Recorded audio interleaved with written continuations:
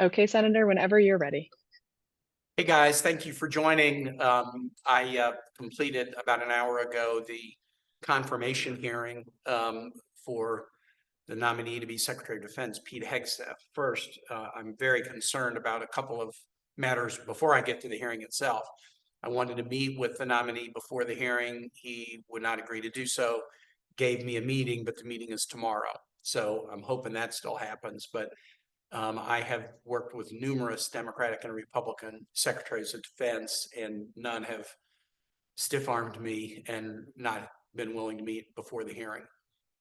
Second, the available documentation with respect to numerous allegations against Pete Hegseth is insufficient.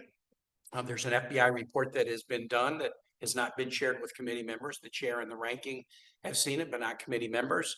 From conversations with the ranking member, Jack Reed, though, he points out that he thinks the FBI investigation is insufficient because of a number of critical named individuals with relevant knowledge that the FBI either did not talk to, or the FBI and the transition team chose to leave information about them out of the report. So I'm sure I'd learn a lot from the FBI report, but even Jack Reed, who's seen it, has indicated that it is not sufficient. And then finally, the documents I have seen leave some obvious glaring omissions with individuals named but not interviewed, and that's very troubling. The documents some are classified, some are only available to me as a committee member, and I can't share them publicly. But that enabled today the secretary nominee to say all the allegations against me for mistreatment of women in 3 organizations where I've worked, or bad fiscal management, or public drunkenness, all of the allegations are just anonymous smears. Let me be very plain, that is false.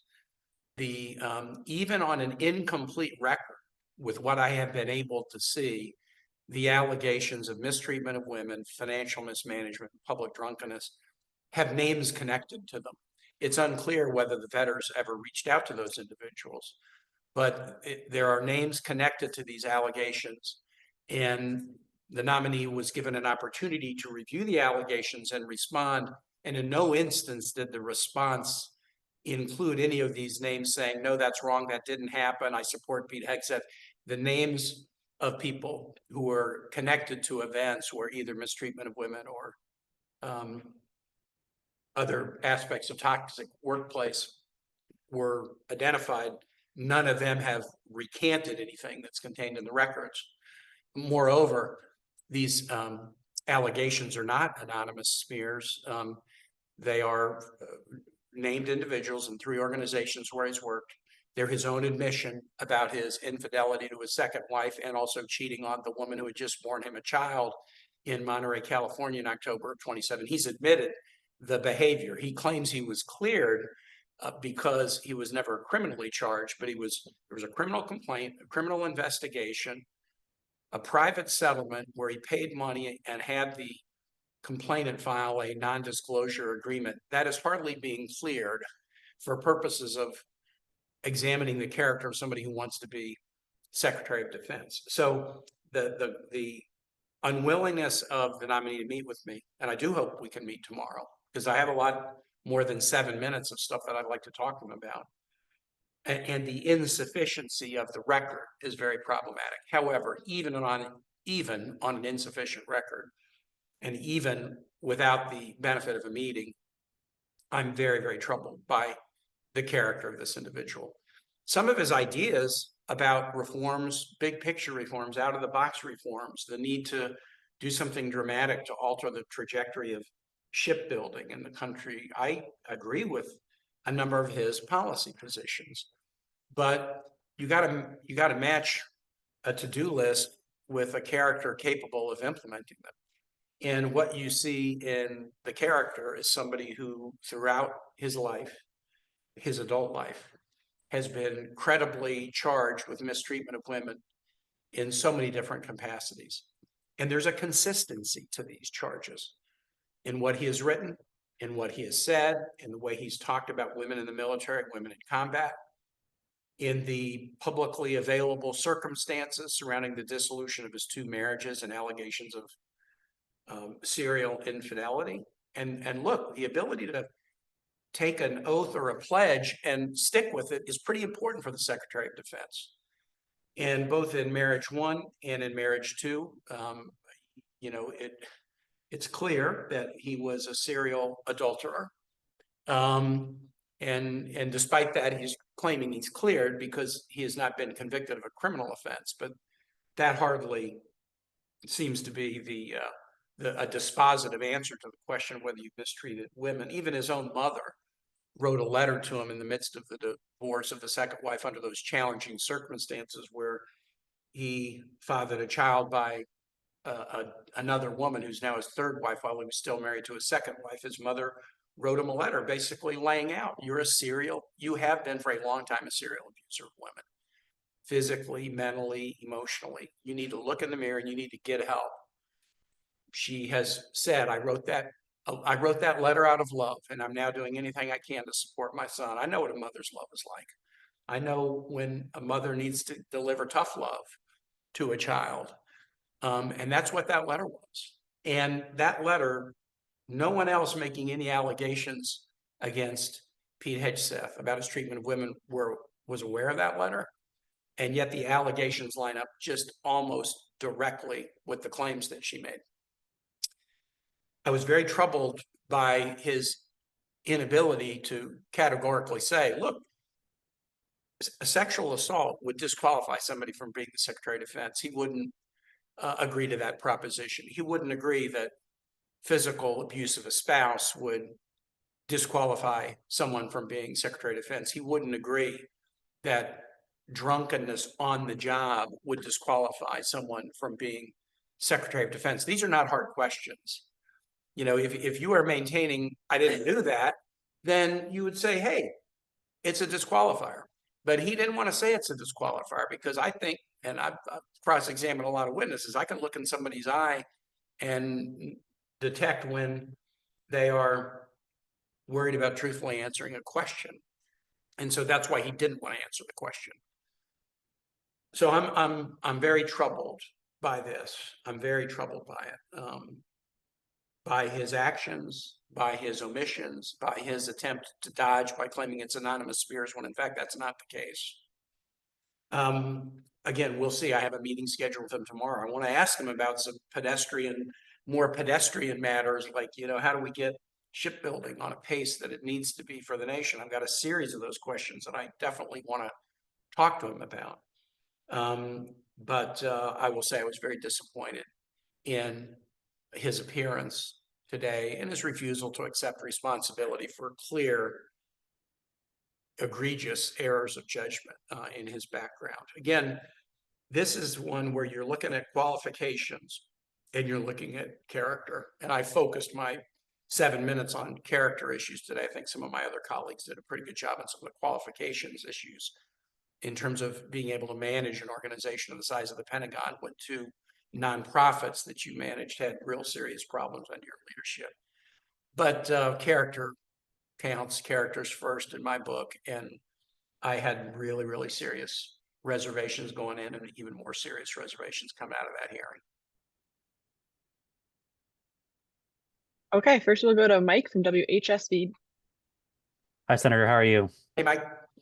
My question to you is, from your experience from working with different secretaries of state, how important is it that these secretary of states have this strong, ethical presence and this strong, character to make ultimately huge decisions in our nation's defense strategies? I think, look, among cabinet secretaries, the sort of big 4, the Attorney General, Secretary of the Treasury, Secretary of State, and Secretary of Defense. But I would put the Secretary of Defense as first among equals. And it is absolutely imperative that a Secretary of Defense be a person of unimpeachable character. Not perfect. I mean, none of us are perfect.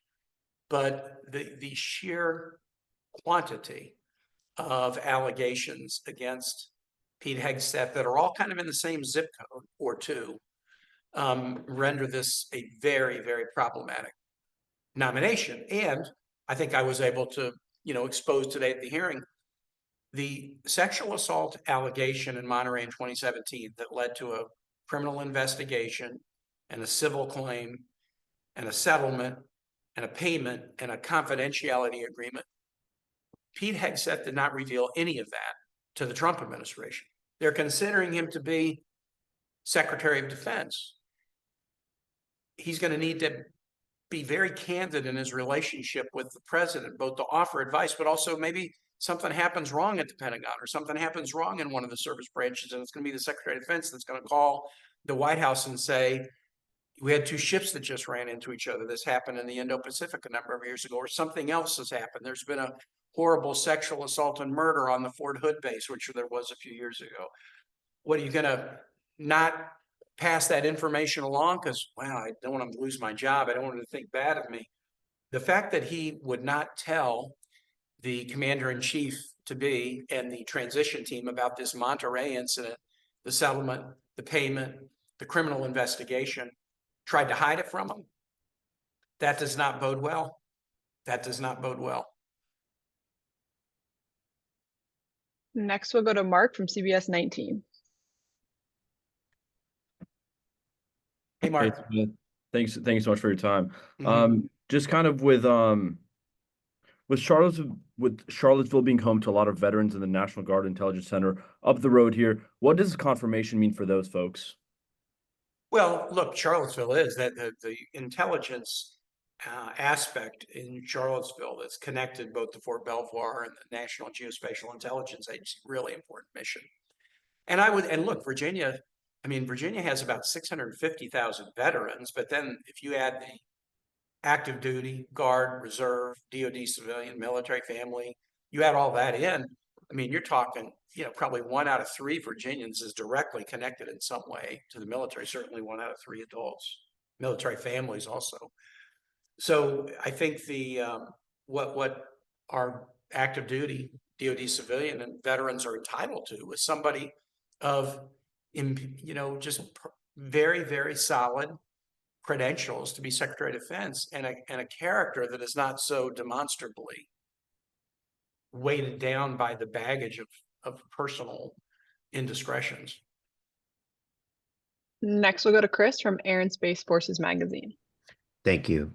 Senator Kane, aside from the character issues you've raised, is Mr. Hegseth qualified to shape complex policy issues that came up today, such as the Pentagon's adoption of drones or the future of the Air Force's NGAD fighter program, especially given the influence of outside voices such as Elon Musk, who has strong views on those issues? And would Congress trust Mr. Hegseth's policy recommendations if he was? Those are some of the questions that I'm going to try to ask him tomorrow, because again, when he refused to meet with me before, what I know of Pete Hegseth is the 7 minutes that I interviewed him at the hearing today. That's it. And what I have been able to read in the documentation that has been provided. I do think I had at least 2 colleagues, Senator Peters and Senator Kelly, that I think did a pretty good job of really digging into the complexities of the Pentagon and whether somebody who had, at most maybe managed 100 persons at a time in organizations that had annual budgets in the $10 million range is up to the task. But I haven't had a chance to ask him those questions, and I hope to tomorrow. Next, we'll go to Laura from PBS NewsHour. Hi, Senator. Thanks for. Hey, Laura. You were asking Hegseth about potential NDAs. I was just curious if you or any other Democrats been able to talk to Hegseth's ex-wives, or are there any plans to try to talk to the California woman who accused him, if even just privately at all? You know what? I can answer the part of the question about me. I have not talked to either of the first 2 wives. I have not spoken with an individual connected to the California incident. Someone on behalf of one of those 3 has reached out to me. And so I've had sort of third-hand discussions that have caused me significant concern, including that the outreach was, I would really like to talk, not to U.S. senators or not to the committee, but I'd like to talk to the FBI and the veterans and share my experience, but nobody has reached out to me. You said And someone. so that I can answer my own experience. I hope there may still be efforts underway to try to reach these individuals, but I can tell you the material that I've read and then what I've heard, through third hand is that some of these individuals with very relevant knowledge have not been contacted.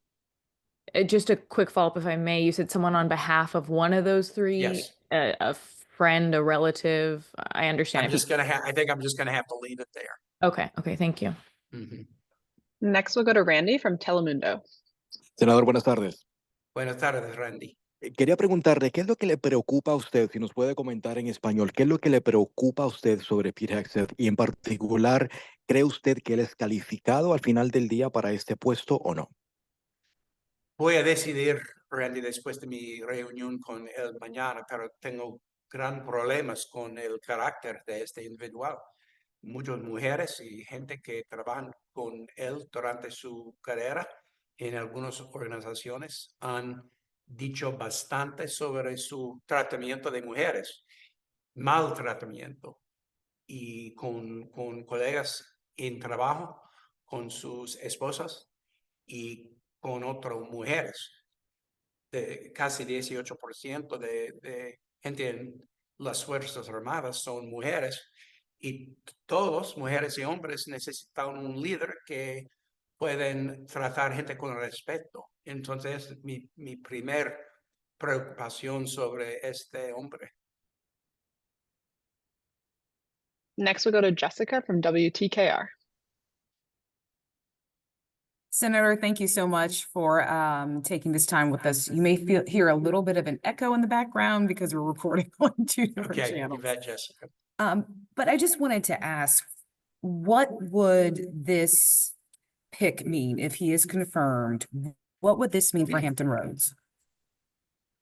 It's, it's very hard to say. I mean, I guess I would sort of almost flip it around. Donald Trump has so many people who are qualified to do this job, who are supporters of him as president, who do not have the personal baggage. I mean, just to give you an example, just on the personal baggage side, the settlement that he reached in the California case, his own lawyer said that he was blackmailed. Do you want a Secretary of Defense who has succumbed to blackmail? I mean, because I can assure you that adversaries of the United States have a lot more resources at their disposal to blackmail somebody who's demonstrated a vulnerability to blackmail than any complainant in a civil case in Monterey, California. And so the right answer is folks in Hampton Roads deserve the very best at the Secretary of Defense level. And you can get the very best. Somebody who would be loyal to this president, who supported this president, but would not have the personal baggage that this nominee has. Next, we'll go to Steve from WHRO. Hey, Steve. Hey, Senator.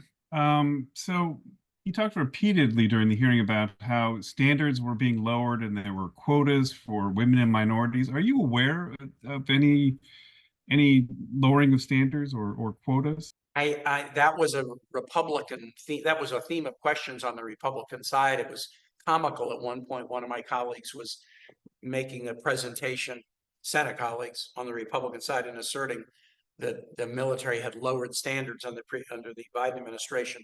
Had a big chart up.